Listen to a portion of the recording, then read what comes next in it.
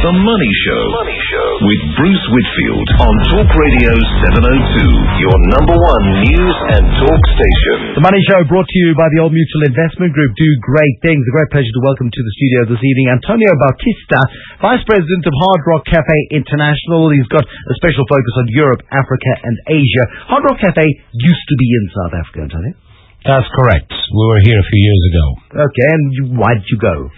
Well, sometimes we exit markets and look for better opportunities, and this was the case in Cape Town. And now we are coming back finally in Johannesburg in Nelson Mandela Square. Okay, there were three outlets in Cape Town, right? There was one at Seawash and one at the waterfront? No, there was only one at the waterfront.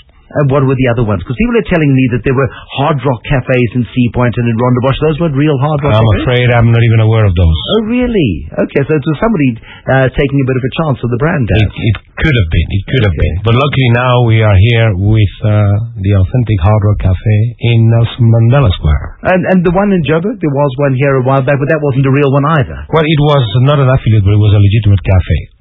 That you've got to explain that. What's the difference between... It was not a cafe that belonged to us, but they had the legitimate right to do it at the time. But again, also nothing to do with what we're doing now, which is the authentic Hard Rock Cafe in Nelson Mandela Square. Now, one looks at... you're getting Nelson Mandela Square in once or twice. This is a concept which is started in London in 1971. Two chums get together, they get this concept, they get an Eric Clapton guitar, and they set up this cool place where there'll be lots of rock and roll memorabilia.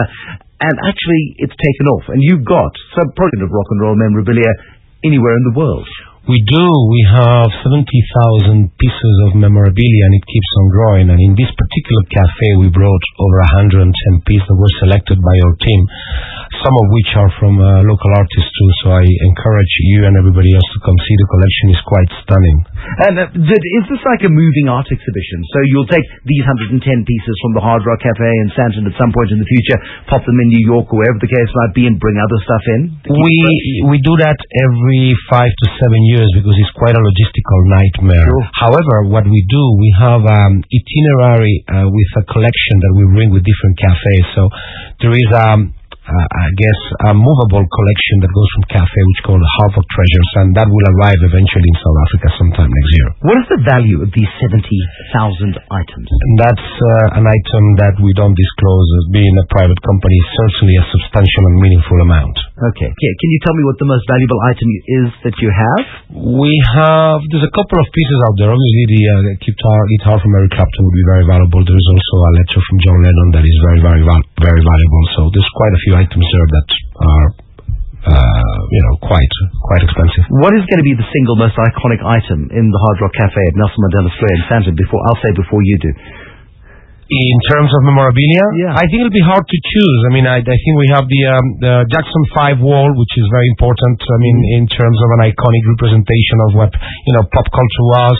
We have a great local artist, AKA, also there, which we're very proud of having. So there's quite a few very iconic items. I wouldn't be able to choose one in detriment of another, I have to say. Well, we've seen Burger King come into South Africa via a local company in Cape Town. They've got 3 or 4 outlets open in Cape Town. They're opening in other parts of the country. That's a little bit of Americana, following McDonald's, of course. Hard Rock Cafe is harder to franchise, I would suspect. You can't be planning more than 3, 4, maybe 5 in South Africa.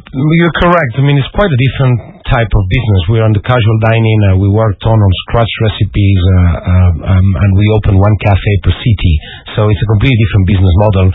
In South Africa, we would be looking at 3 to 4 cafes over the next 5 to 7 years with our partners at Soft Coffee, which are the franchisees in the country. Soft Coffee, I hadn't heard of them, but I think they're the guys behind Capello's. These are credible operators.